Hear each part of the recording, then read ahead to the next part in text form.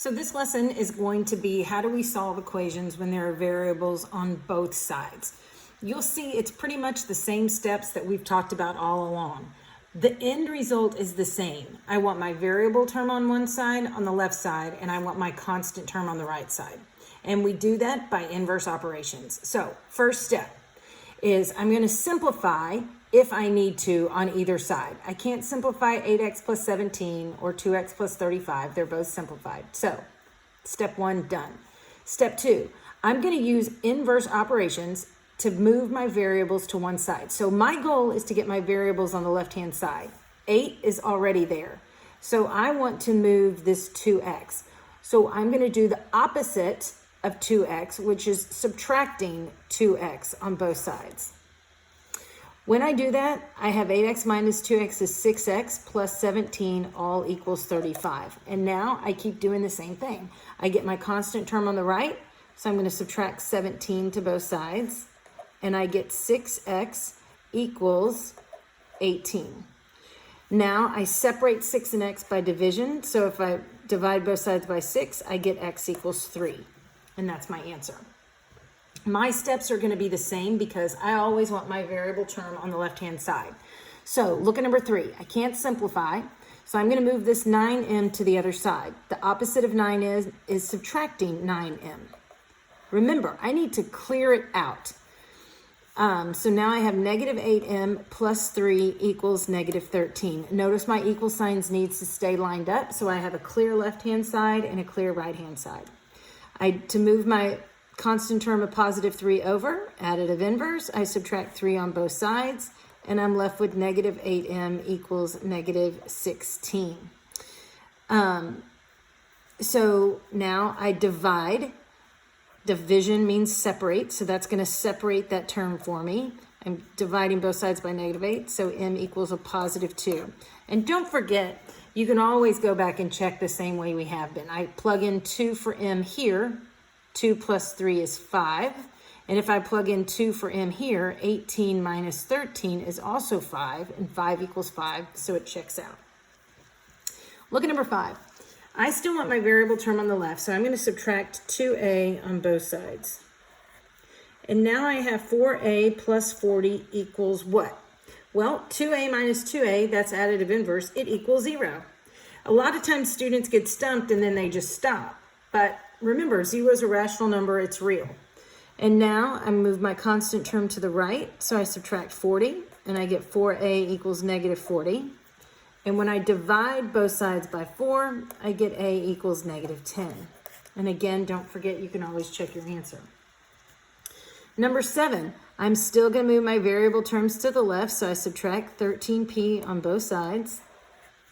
And I get negative 7p minus 11 equals negative 43.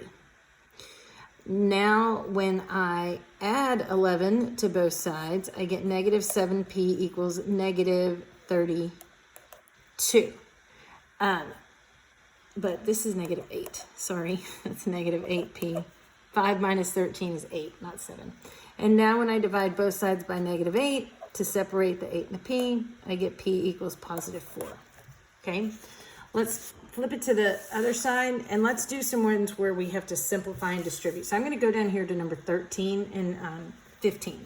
So here we have to distribute first. So that's my first step. So when I distribute 4, I get 4k minus 8 equals 2k minus 18. So that's my first step. And now I can just do what I've been doing. Move my variable term to the left. So I'm going to subtract 2k on both sides.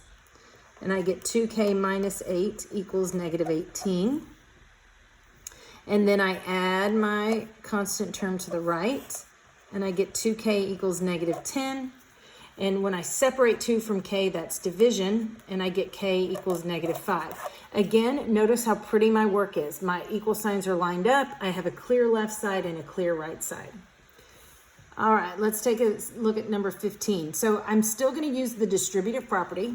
So I distribute negative 8p minus 16 plus p equals 4p plus 12 plus 5.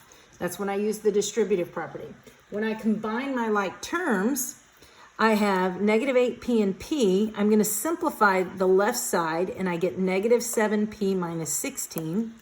And I'm going to simplify the right side, and I get 4p plus 17. Now, I'm still moving my variable terms to the left, so I'm going to subtract 4p on both sides. And I get negative 11p minus 16 equals 17. I add 16 to both sides, and I get negative 11p equals 33. And now when I divide both sides by negative 11, I get p equals negative 3. And that's my final answer. I want you to pause the video and try number 16 on your own, and then see if we get the same thing. Okay, so hopefully you've solved that. And when you distribute the negative out, you get negative 6v, and negative 1/2 times a negative 20 is positive 10, plus 4 equals negative 12 minus 8v. First step is to distribute. Now I simplify. So I have negative 6v plus 14 equals negative 12 minus 8v. That's my second step. Now, I always move my variable terms to the left, so I'm going to add 8v to both sides. And I get 2v plus 14 equals negative 12. I subtract 14 on both sides, and I get 2v equals negative 26. I divide 2 on both sides, and I get v equals negative 13. So I should be getting negative 13. If you're struggling with how to solve these equations, please come find me and come to tutoring. Okay? Good luck.